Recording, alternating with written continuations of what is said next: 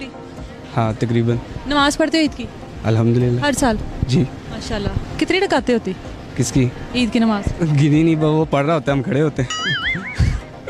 जमात के पीछे तो वो जो मौलवी होता है वही पढ़ता है, जमात के साथ तो पता तो होंदा ना कि किनिया ने?